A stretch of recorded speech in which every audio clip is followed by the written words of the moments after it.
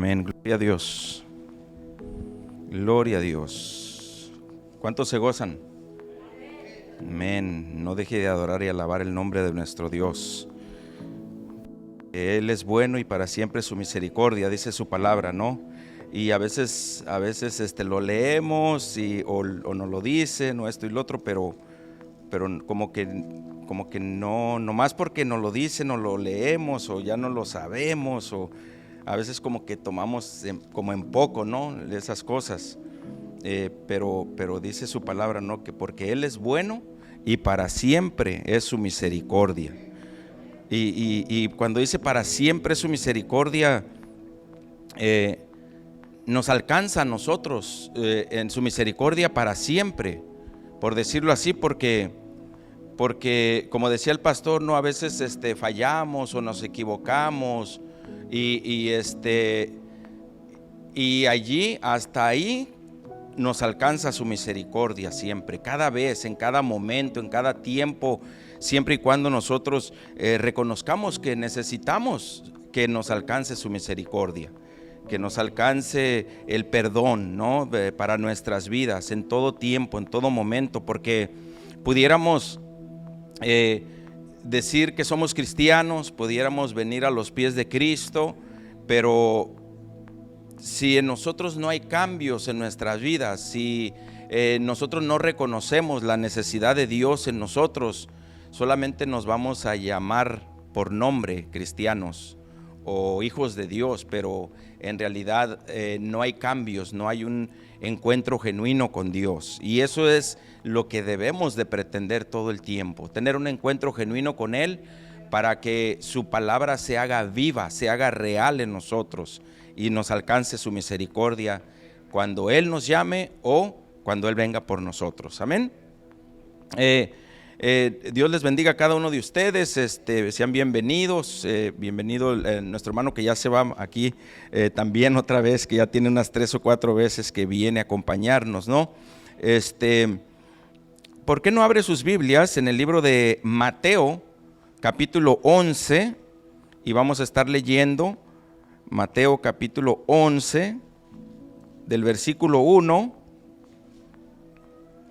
bendito sea Dios, hasta el 19, y si se pone de pie en reverencia a la palabra del Señor por un momento, yo lo voy a leer, usted me sigue con su vista y vamos a leer la palabra de Dios. Mateo capítulo 11, versículo 1 al 19, amén. Capítulo 11, versículo 1 al 19.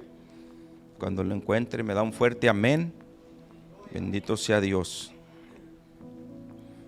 Y la palabra de Dios se lee en el nombre del Padre, del Hijo y con el poder del Espíritu Santo. Dice así: Cuando Jesús terminó de dar instrucciones a sus 12 discípulos, se fue de ahí a enseñar y a predicar en las ciudades de ellos. Y al oír Juan en la cárcel los hechos de Cristo, le envió 2 de sus discípulos para preguntarle: ¿eres tú aquel que había de venir o esperaremos a otro? Respondiendo Jesús les dijo: Id y haced saber a Juan las cosas que oís y veis. Los ciegos ven, los cojos hablan, los leprosos son limpiados, los sordos oyen, los muertos son resucitados, y a los pobres es anunciado el evangelio. Y bienaventurado es el que no haya tropiezo en mí.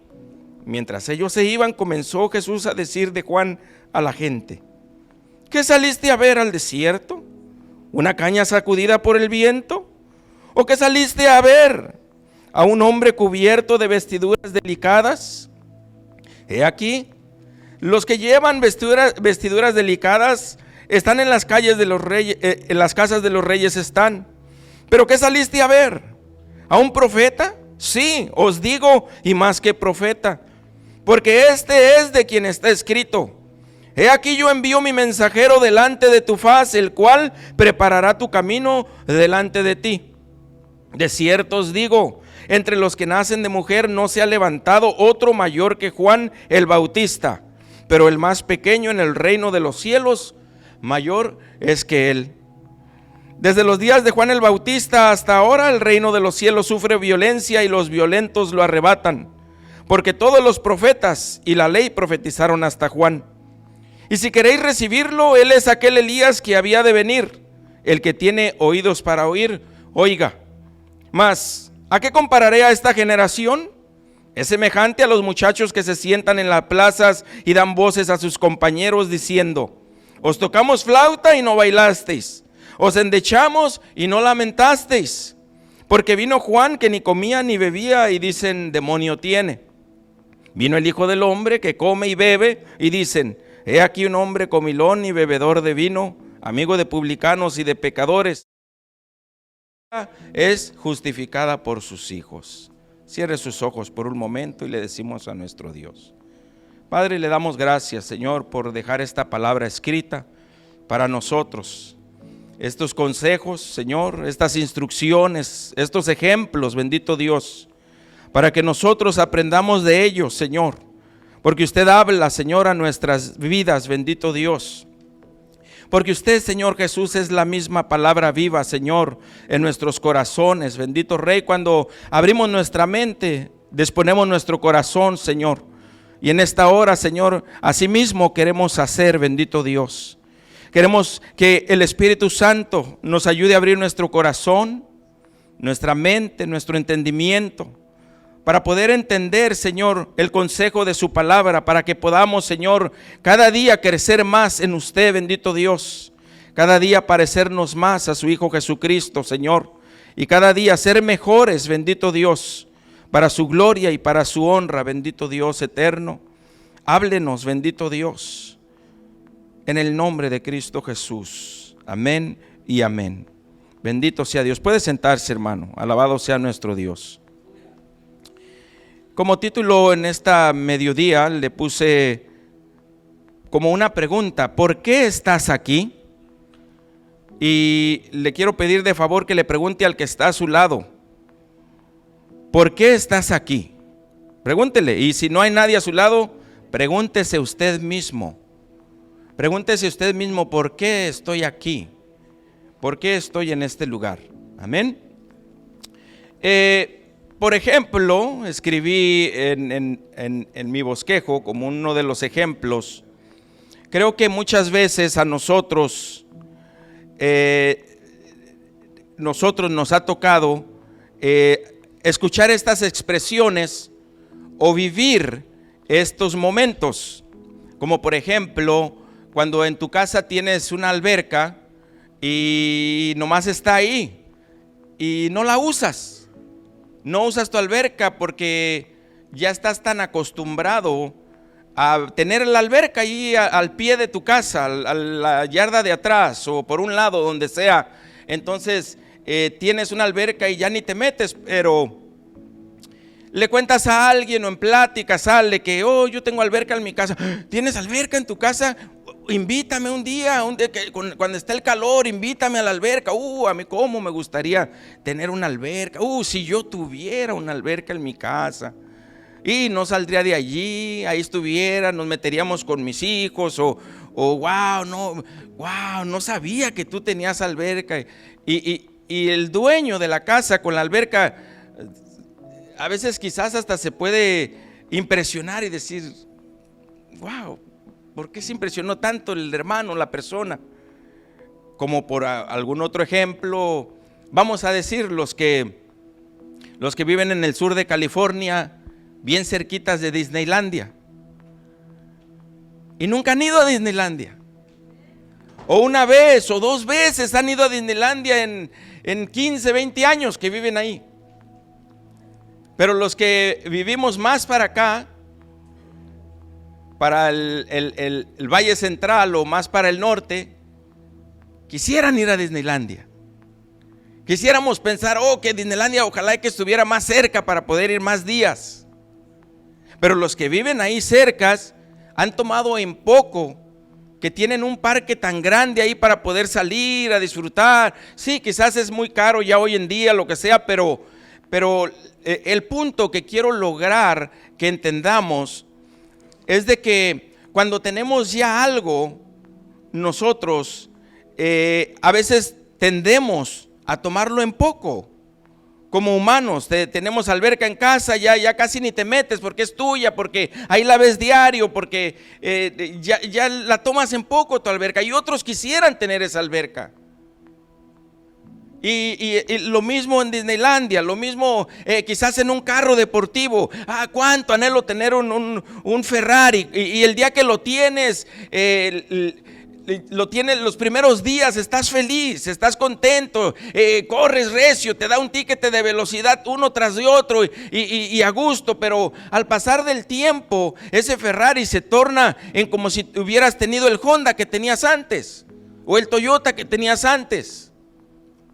Ya te subes al carro como normal y los otra gente te ve y te dice, wow, y yo quisiera subirme a ese carro, y tú ya te subes como normal porque ya tienes tiempo con él.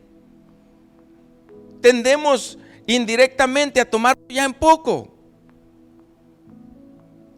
Y yo quisiera que pensáramos si ya nos respondimos desde el comienzo hasta ahorita, en estos minutos quizás, ¿por qué estás aquí?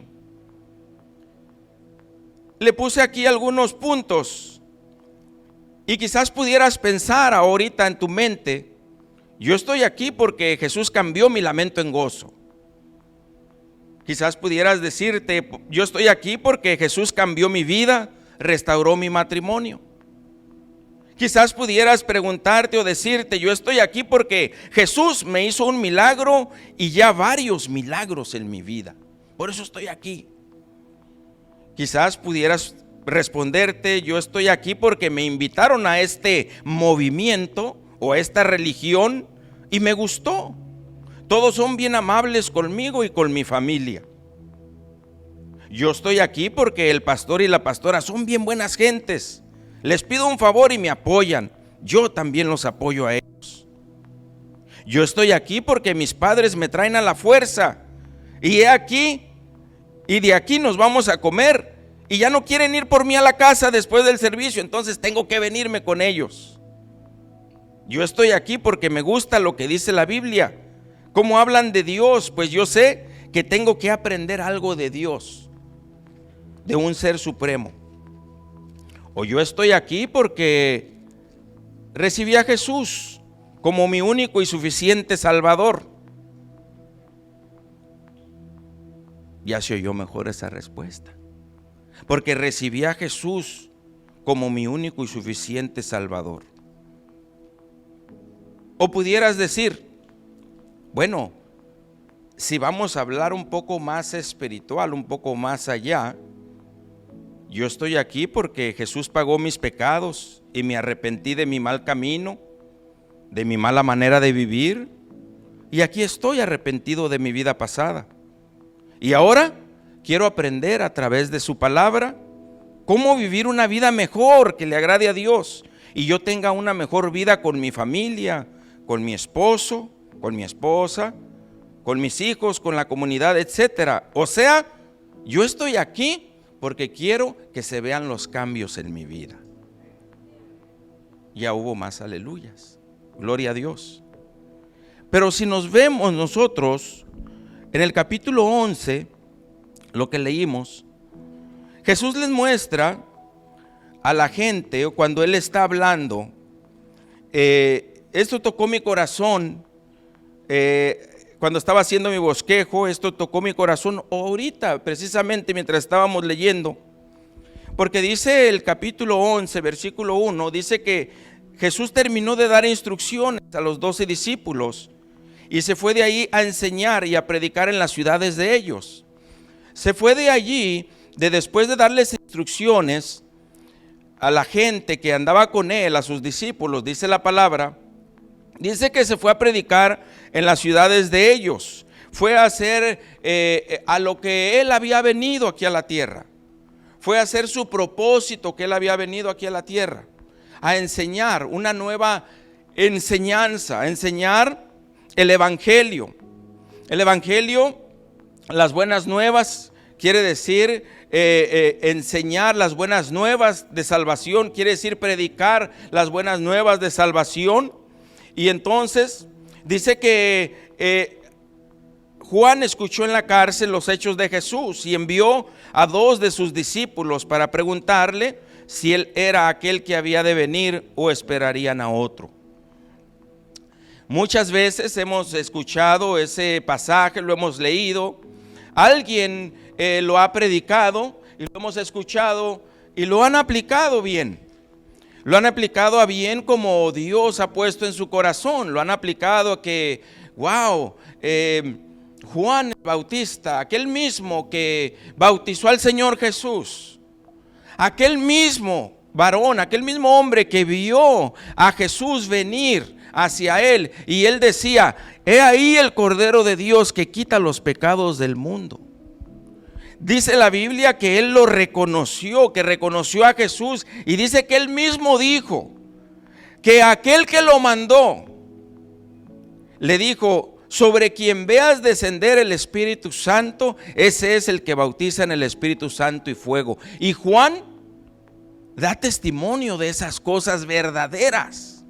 Eso pasó verdaderamente. Juan mismo lo vio con sus ojos. Y Juan mismo, aquí vemos que Juan estaba en la cárcel, lo habían metido preso. Pero dice que él mismo mandó a sus discípulos de él a preguntarle a Jesús si era él el que había de venir. Y lo aplican muchas veces como que, wow, pues pobre Juan, si él es el que reconoció a Jesús, ¿cómo ahora su fe decae?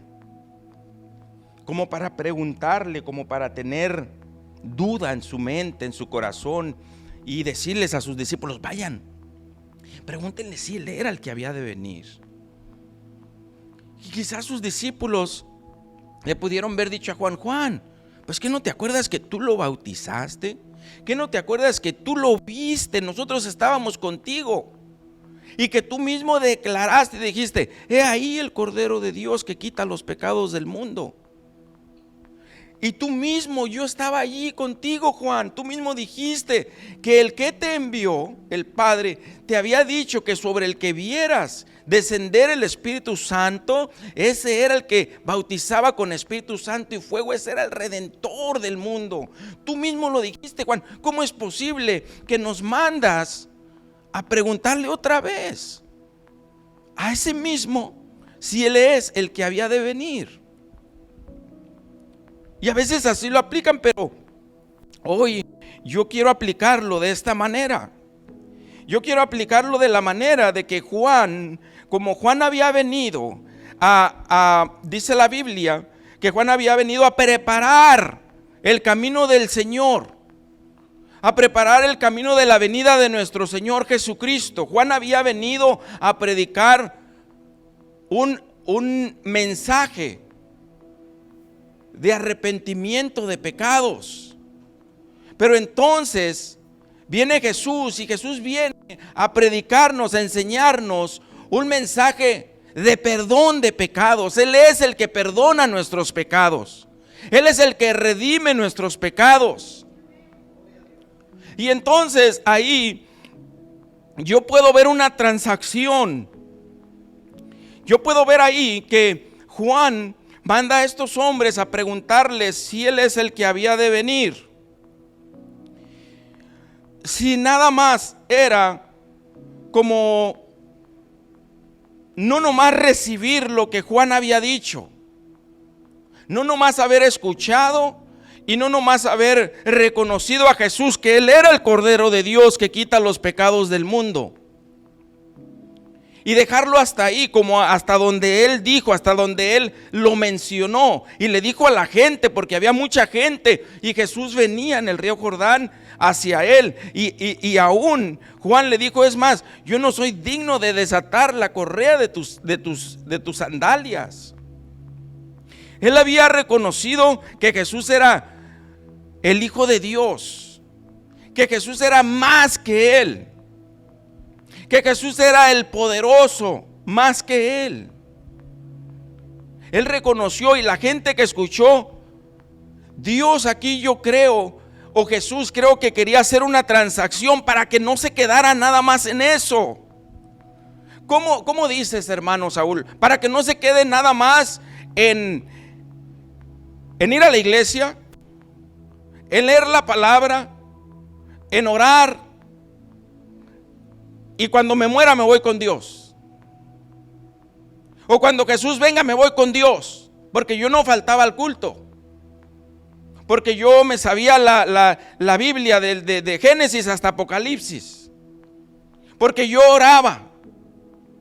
Pero Jesús no quiere que se quede nada más ahí, en eso. No quiere aquí mostrando o presentando a Juan. Sabemos lo que Juan hizo. Juan preparó el camino para la venida de Jesús.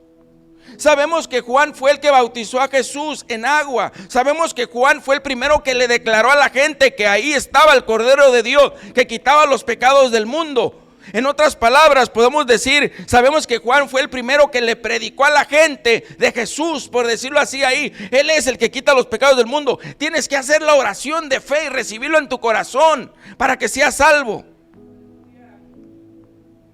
Pero Jesús aquí hace como una transacción, y Jesús no les dice a sus discípulos de Juan, sí, vayan, díganle que yo soy. Con eso hubiera bastado. Porque en ese tiempo esa gente eran, vamos a decir que aún hasta como por un paréntesis, como nuestros padres, como mi padre, como mi abuelo. Y nosotros podemos entender eso. De que cuando en esos tiempos ellos hacían un trato y se saludaban la mano, o por ahí como dicen, chócala, eso era. Y así tenía que ser. Y no había mentira, no había, como dicen, no se rajaba nadie, no nadie cortaba su palabra. No, es que yo ya le dije que le vendo ese terreno en tanto, y aunque, híjole, me equivoqué, pero como yo di mi palabra y así se va a hacer. Y el otro varón quizás decía, me lo va a vender en tanto. Y otros, a ver si no se raja. No se va a rajar porque somos de palabra.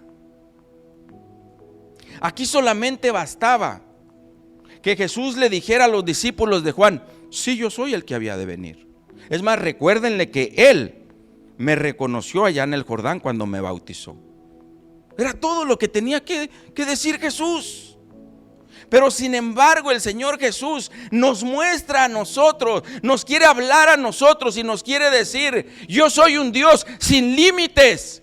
No es nada más ir a la iglesia, no es nada más saberte la palabra de Génesis, Apocalipsis hasta de memoria, no es nada más orar. No, hay más en mí, dice el Señor, para ti, para tu vida. Porque el Señor Jesús aquí le dice, vayan y díganle a Juan las cosas que oyen y ven.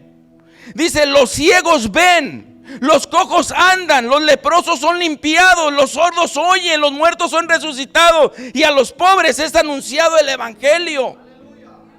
Hermano, nótese que Jesús no les está diciendo, el ciego ve, el cojo anda, el leproso es limpiado. No, porque nomás sería uno, o nomás sería aquel.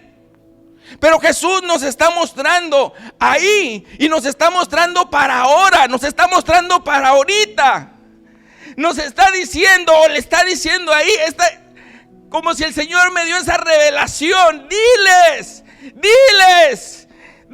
que los ciegos, muchos, todos los ciegos, todos los cojos, todos los que están enfermos son sanados. Dice, los muertos son resucitados. No está hablando de uno, el muerto resucitado. No, los muertos son resucitados. ¿Cuántos, Señor? Muchos, miles, en su nombre, porque Él es el que había de venir. Él es Dios, porque no quiere que lo tomemos en poco. ¿Por qué estoy yo aquí en este lugar? ¿Por qué estoy aquí en la tierra? Porque Dios tiene un propósito para mi vida, no corto. Tiene un propósito para mi vida a lo largo. Tiene un propósito para mi vida sin límites. Y para ti también. Eso es lo que Dios quiere hablar a nuestras vidas hoy. que Él no es un Dios de límites, que Él quiere más de nosotros, porque Él nos quiere dar mucho más a nosotros. Bendito sea su nombre. No tiene límites el Señor. Pero vean que me llama la atención también, porque tenía yo que leer el contexto de lo que en realidad puso el Señor en mi corazón, porque Él puso en mi corazón precisamente esta palabra específica. En el versículo 17, capítulo 11, versículo 17. Con esto comenzó a inquietarme el mensaje en mi corazón. Me recordé, le pedí al Señor: Señor, ¿qué palabra quieres que comparta? Señor, ¿qué es el mensaje tú, Señor? Y venía esta palabra a mi mente, venía a mi corazón. Os tocamos flauta y no bailaste, os endechamos y no lamentaste. Este es un dicho o un proverbio judío. Y otra versión dice: les tocamos la flauta y no bailaron. Les cantamos canciones tristes y ustedes no lloraron. Y sigue diciendo ahí, en la otra versión: vino Juan y ustedes dicen que está loco. Pero ahora vengo yo, el Señor Jesús hablando, y no les gusta mi palabra o mi enseñanza. No les gusta lo que yo hago. En otras palabras, o en palabras mexicanas o hispanas o en bueno español: te doy esto, no te gusta. Te doy esto, tampoco te gusta. Entonces, ¿cómo puedo llenar tu corazón? Si te toco para que dances, no danzas. Ok, no le gusta danzar. Pero si le canto canciones tristes, no lloras. Entonces, ¿en qué estamos? En otras palabras, así les dijo el Señor a estos hombres. Vino Juan y ustedes dicen: tiene un espíritu inmundo, un espíritu malo. Y vengo yo y les quiero dar una enseñanza para vida eterna, para que se salven, para que tengan buena vida aquí en la tierra y puedan entrar a la vida eterna. Y me dicen: este es un borracho, este es un comelón, y este se sienta con pecadores a compartir la mesa. Entonces, ¿qué quieren? ¿Qué quieren? Siempre tenían ellos que tener una excusa para no cambiar su manera de vivir. Porque vino Juan Bautista para arrepentimiento de pecados y decían que tenía un espíritu malo. Otra versión dice que decían que estaba loco.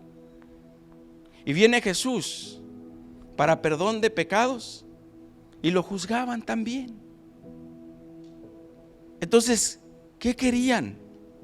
O nosotros, ¿qué queremos? Y puse aquí: estás aquí porque Jesús pagó por tus pecados y te arrepentiste de tu mala manera de vivir. ¿Sí o no? Esa es la pregunta. Si estás aquí porque Jesús pagó por tus pecados, ¿te arrepentiste de tu mala manera de vivir? ¿Sí o no? Y quiero decirte qué quiere decir arrepentimiento literalmente. Arrepentimiento es mucho más que limitarse a reconocer que se ha obrado mal. Arrepentimiento es mucho más que limitarse a reconocer que se ha obrado mal. Arrepentimiento es un cambio en la manera de pensar y en el corazón, que brinda una nueva perspectiva de Dios, de uno mismo y del mundo. Implica apartarse del pecado y volverse a Dios en busca del perdón. En otras palabras, Jesús dice, porque no cambian si ya les he mostrado mucho, o lo que Él ha hecho por ti te despertó curiosidad y maravilla.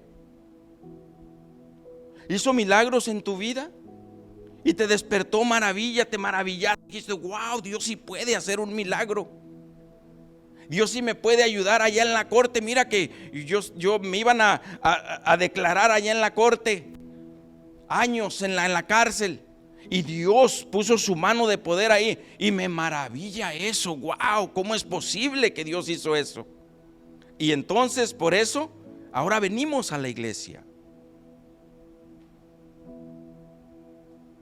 O Dios hizo algún milagro físico en tu vida y alguien llegó y oró por ti. Tú no creías en eso, tú no creías en Jesús, tú ni te llamabas cristiano, y oraron por ti. Ahí tú viste que Dios te sanó literalmente y eso te maravilló,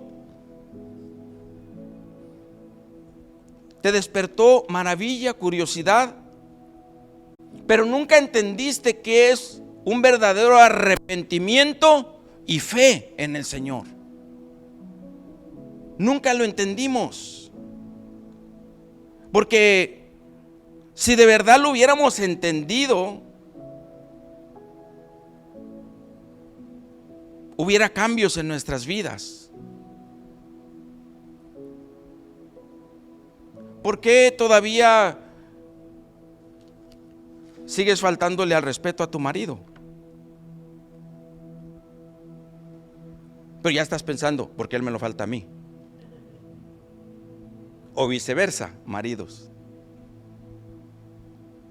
Entonces, estamos entre el marido y la esposa. Si estabas pensando así, pero no estábamos pensando entre el marido y Dios, o entre la esposa y Dios. Muy aparte del marido o muy aparte de la esposa. O decimos, es que yo soy así y ya.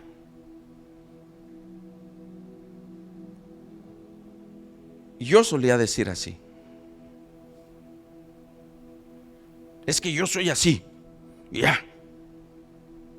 Porque no había entendido que era entre yo y Dios, que era entre mi vida carnal, mis pecados, mis cosas, mis fallas, mis gritos, mis mentiras, todo, y Dios.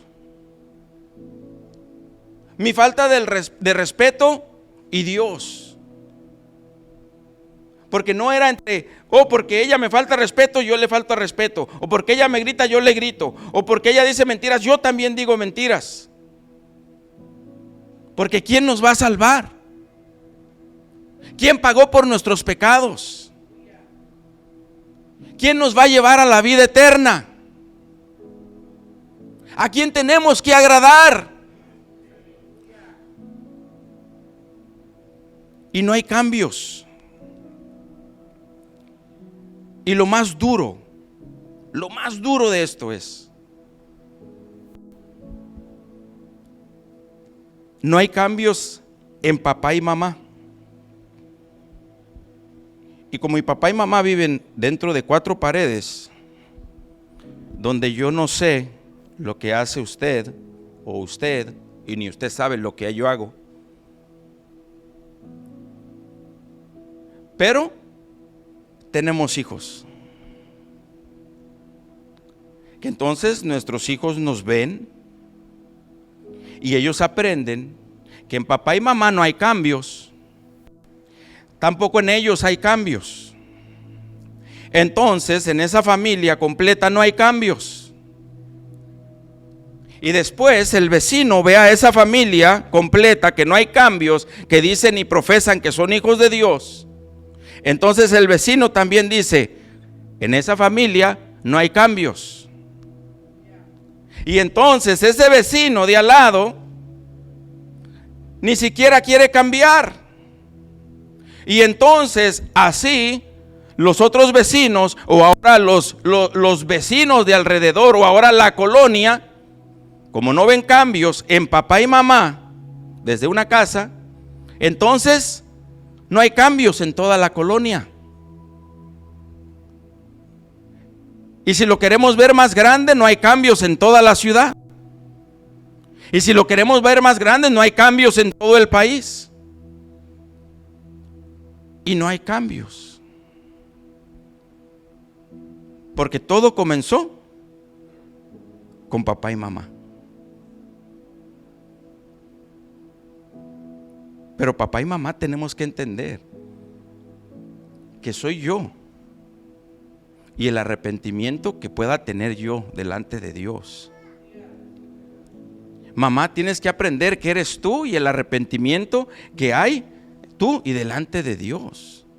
Porque tu esposo no te va a salvar, ni tu esposa te va a salvar, hermano. Hijos, ni los papás los van a salvar. El que nos salvó ya lo puso en la mesa, ya dijo: yo los salvo, yo los limpio, yo muero por ustedes en la cruz del Calvario. Yo no abro mi boca cuando me vituperaron, cuando se burlaron de mí, cuando me jalaron la barba, por amor a ti.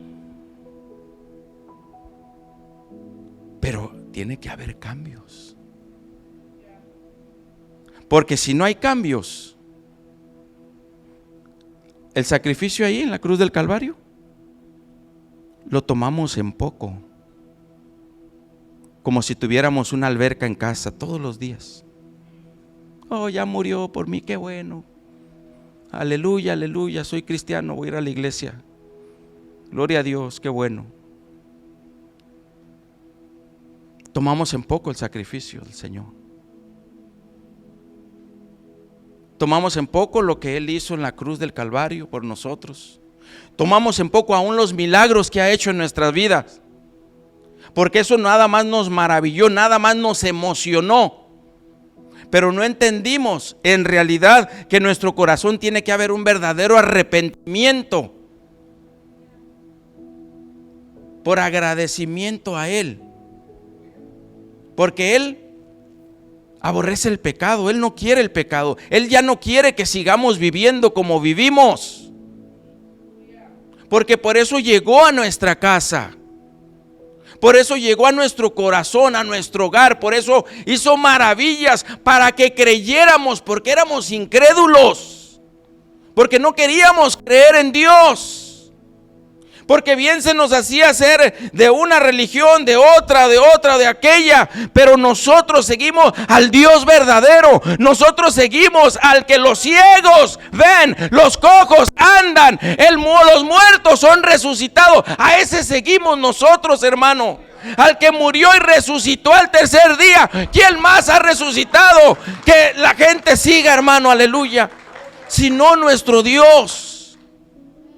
Porque allí en el capítulo 11, como que hubo una transacción, como que hubo un cambio, como que Juan el Bautista había terminado su obra aquí en la tierra, estaba ya guardado, pero les manda a decir: díganle si es él aquel. Y Él lo afirma para hoy, para nosotros. Díganle a Juan que las cosas que ustedes ven y oyen.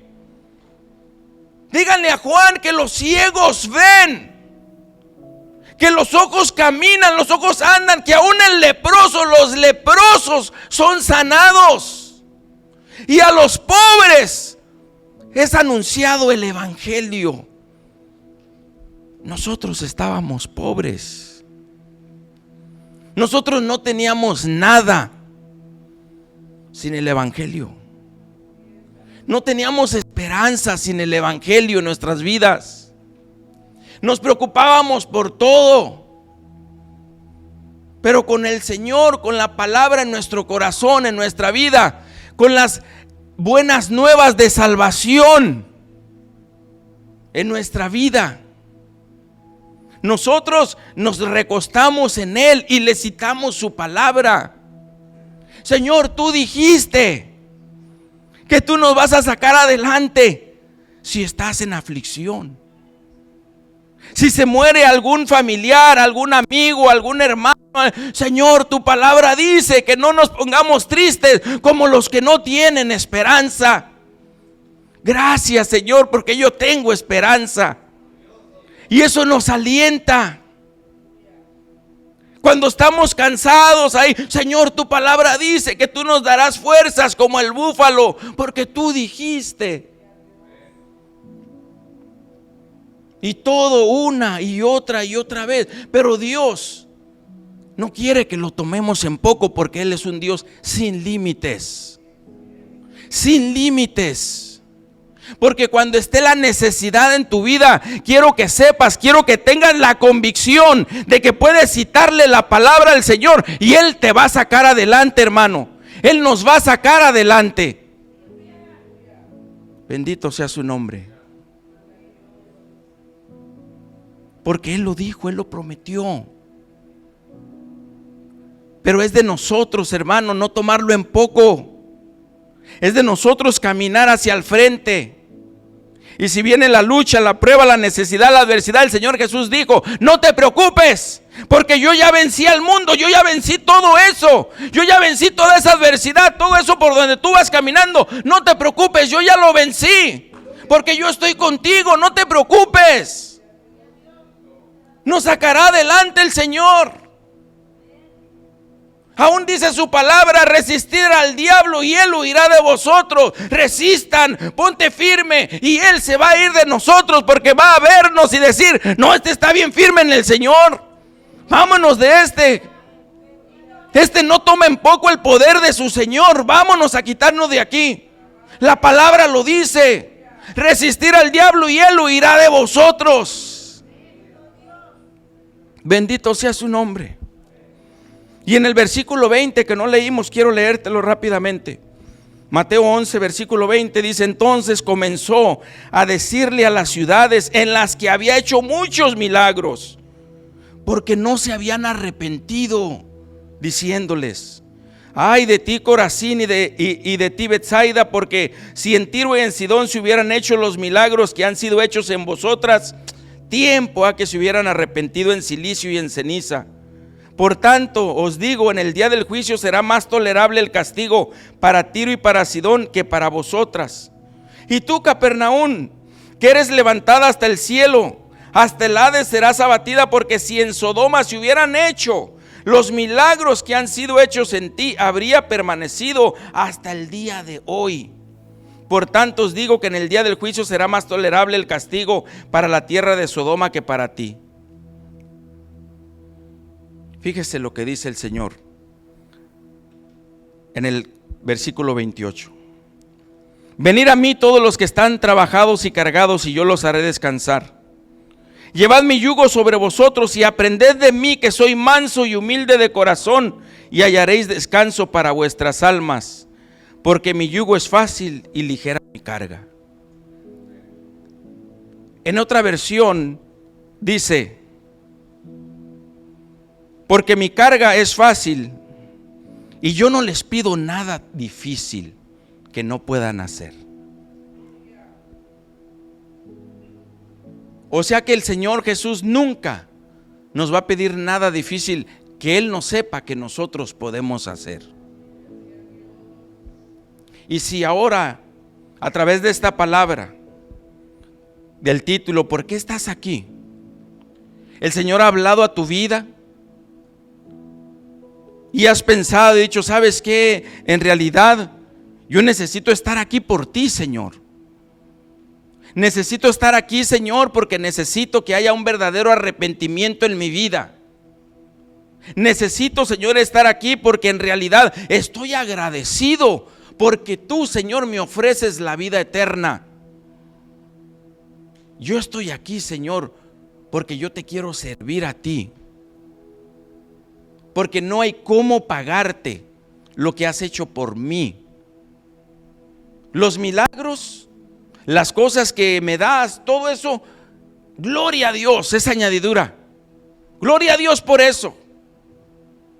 Pero lo más hermoso es: Señor, podemos pararnos y decir: yo me voy contigo, Señor, porque tú pagaste por mis pecados en la cruz del Calvario. Porque yo te creo a ti. Porque yo creo, Señor, al sacrificio. Porque aunque soy débil, porque aunque fallo, porque aunque todo lo que sea, tú dijiste, Señor, que si yo te reconozco, yo me voy a ir contigo por una eternidad, Señor. Por eso estoy agradecido. Por eso estoy aquí en este lugar. Por eso necesito seguirte, Señor, todos los días. Por eso necesito ya no ver lo que me hizo mi hermano, lo que me hizo mi tío, mi hermana, mi esposa, mi esposo, mi amigo. No, eso, Señor, no necesito ver eso, porque es entre tú y yo, Señor. Porque al que vas a llamar a cuentas es a mí. Porque por el que moriste en la cruz es por toda la humanidad, pero es entre tú y yo, Señor. Por eso estamos aquí, hermano.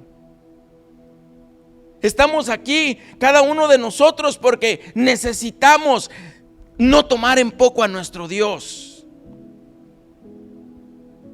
A veces hasta nos da pena pasar al altar. ¿Qué van a decir?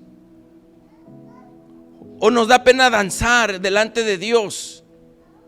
Si en verdad visualizáramos lo que la Biblia dice, mientras está la alabanza, dice la Biblia que el Señor Jesús mismo está danzando en medio nuestro.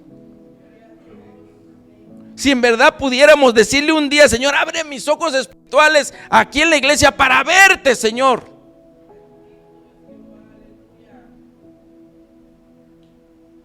Y si lo viéramos danzar, otra cosa sería nuestras vidas. ¿Por qué no nos ponemos de pie? El Señor Jesús termina hablando en el versículo 29 hacia adelante a las ciudades. ¿Por qué a las ciudades? Porque todo comenzó con una pareja en casa. Porque si no hay cambios en la pareja, no hay cambios en los hijos, no hay cambios en el hogar, no hay cambios en el vecino, no hay cambios en la ciudad. Y el Señor Jesús aquí les habla a esas ciudades: hey, si ahí se hubieran hecho los milagros, tiempo a que se hubieran arrepentido, tiempo a que hubieran cambiado, tiempo a que hubieran hecho otra cosa.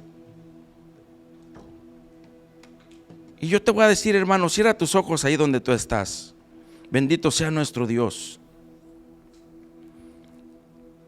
Le digamos al Señor: Señor, yo estoy aquí, Señor, porque tú verdaderamente me amaste. Porque tú te atreviste a dar tu vida por mí, Señor, aunque tú sabías cómo era yo. Aunque tú sabías, Señor, que muchas veces aún iba a decir yo: es que yo así soy. Pero, Señor, tú sabes que puede haber cambios en mi vida. Tú ves en mi vida, bendito Dios, el potencial que hay en mi vida. Es más, Señor, tú confías más en mí, de que yo cambie para ti, para tu gloria, Señor, de muchas veces lo que yo confío en ti, Señor. Y qué hermoso es eso, que Dios confía más en nosotros, hermano. Que Dios nos llamó aunque éramos duros, aguerridos, gritones, rateros, mentirosos, alcohólicos, de todo. Pero Él le plació llamarnos a nosotros, porque Él, casi puedo pensar, y le dijo Jesús a su padre: llama a este Saúl. No, pero mira cómo es, hijo. Llámalo, papá, porque yo le creo a Saúl. Yo le creo que se va a esforzar. Yo le creo que nos va a seguir. Yo le creo que va a leer mi palabra y esa palabra le va a tocar su corazón. Pon tu nombre, hermano. Pon tu nombre. Cuando Jesús le dijo al Padre: Padre, voy a llamar al hermano Chuy, al hermano fulano, al hermano Omar, al hermano Eloy, al hermano Joaquín. Y como éramos, acuérdate cómo eras. ¿Y qué le diría el padre? No, hijo, es que ese es duro. No, es que ese no cambia. Sí, papá, pero yo confío en él. Yo creo que sí va a cambiar. Yo creo que sí va a ser tocado por mi palabra. ¿Por qué si Dios te está hablando no pasas al altar y le dices, Señor, si es cierto, ese era yo? Señor, sí, cámbiame. Señor, sí, ayúdame. Señor, sí, yo quiero saber por qué estoy aquí, Señor. Porque yo no quiero ser uno más regular, Señor. Yo no quiero nada más decir que es que yo soy así. Pero yo quiero ser, Señor, para ti.